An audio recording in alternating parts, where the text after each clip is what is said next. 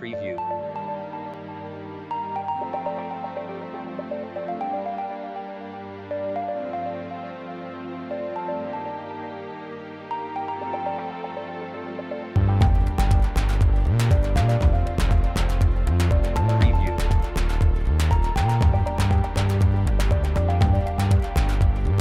אני יכול להתחיל ולבנות ללקוח תמהיל משכנתא עם פונקציית הריביות. שימו לב, אוסף תמהיל עם ריבית, זה הכפתור. אוסף תמהיל עם ריבית, לחיצה עליו, תפתח לי תמהיל ריק. נסמן את התמהיל ותופיע מסגרת אדומה. כרגע התמהיל ריק, אין בו מסלולים. נלחץ על הוסף מסלול. אוקיי, וכרגע נרשום סוג סילוק. יש לנו אפשרויות לקרן וריבית, גרייס חלקי, גרייס מלא, גישור חלקי, גישור מלא. בסרטונים אחרים תוכלו לראות איך משתמשים בפונקציית הגרייס והגישור. אנחנו כרגע נרשום קרן וריבית, נזין סכום של 350,000 שקל, נבקש מהתוכנה שהמסלול יהיה בריבית קבועה צמודת מדד, ושימו לב, אנחנו נבקש אותה לתקופה של 17 שנה. ברגע שנלחץ Enter, שימו לב לשדה הזה, שדה ריבית. ברגע שנלחץ על Enter, התוכנה אומרת לי, ריבית קבועה צמודת מדד לתקופה של 17 שנה, ידידי, הריבית שניתן לקבל היום היא 2.2%. אם נגדיל את זה ל-26 שנה ונלחץ Enter, אנחנו מדברים על ריבית של 3%. ואם נקצר את זה לריבית של 7 שנים, אזי מדובר ב1.2%. שימו לב, אני רושם את הסוג סילוק, את הסכום לסילוק, את המסלול, וברגע שאני מציב לתוכנה תקופה, היא יודעת להציב לי את הריבית נכונה.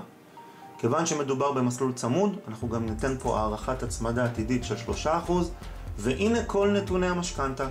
350,000 שקלים בריבית קבועה צמודה למדד, בריבית מוצעת של 1.2 ל-7 שנים.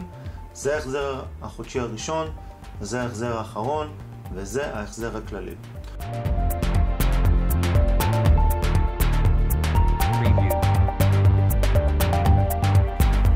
והפעם ניקח גרייס חלקי. שוב, נפתח את סוג הסילוק, גרייס חלקי הפעם, 500,000 ש"ח. הפעם ניקח את זה במשתנה צמודה. גם כאן 36 חודשים גרייס חלקי הפעם. נאמר שהריבית היא 1.9. אנחנו עושים הערכת מדד של 3%, והתקופה נאמר 20 שנה.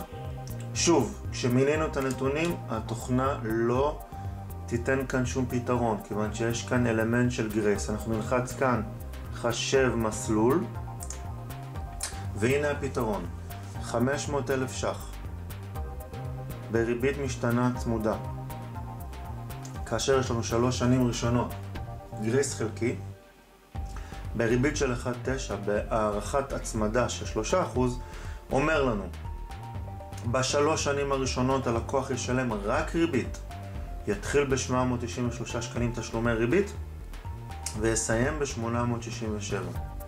בסופו של דבר, אחרי תשלומי הריבית, עם ההצמדה, זה יהיה החוב שלו אחרי 3 שנים. ואז נתחיל מחדש לעוד 17 שנה שנותרו, את ה-547,000 ש"ח. ההחזר החודשי עכשיו יהיה קרן וריבית 3,147 עד הסוף 5,216, וזה סך הכל עלות המשכנתא.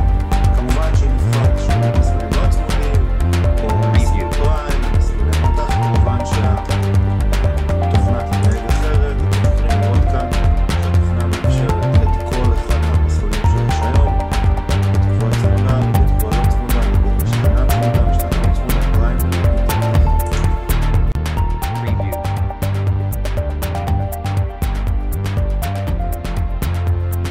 בתוכנה, כל שורה בתוכנה ניתן להיכנס ולהראות ללקוח בפירוט את הפירוט המדויק של אותה שורה. והפיצ'ר החדש והמעניין שיש לנו בתוכנה החדשה הוא פירוט כולל. הוא סוכם ביחד את כל מסלולי המשכנתא לפי החלוקה שלהם לשנים, לריביות, לקרן ולהצמדה, ומוציא לנו פירוט כולל. מומלץ מאוד להדפיס ולהראות את זה ללקוח. זו למעשה התנהלות, סך מסלולי המשכנתא שלו, סך התמהיל שלו לאורך כל התקופה.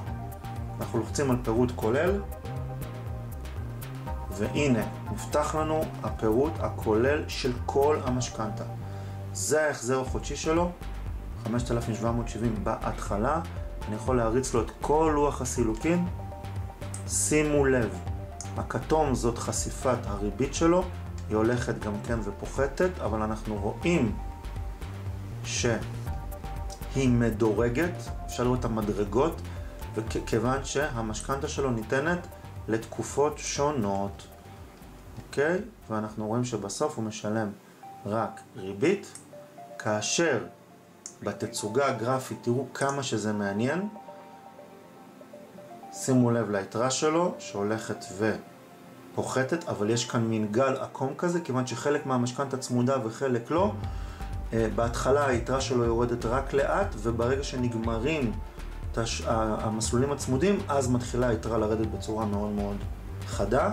זה סך הכל ההחזר שלו. אפשר לראות שבמשכנתא שלו ככללותו משלם די הרבה ריבית והצמדה, וזה החזר הקרן הכחול.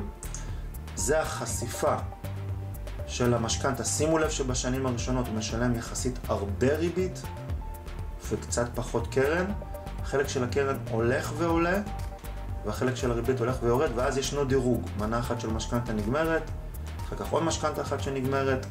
בסוף זה סך הכל ההחזר שלו, וההחזר החודשי הוא מדורג. מסלול צמוד ראשון מסתיים, ואז יורד לו חלק מההחזר החודשי. מסלול צמוד שני מסתיים, ואז הוא נשאר עם מסלול לא צמוד, ושוב מסלול לא צמוד. מאוד מאוד נוח, מאוד מאוד ברור, מאוד מאוד שימושי. שימו לב שבטבלה שהראיתי בהתחלה, בשנים הראשונות, שימו לב לטור הזה, יש לו חשיפה למדד כל חודש. ברגע שנגמרים לו המסלולים הצמודים, אתם תראו, נגמרת החשיפה למדד.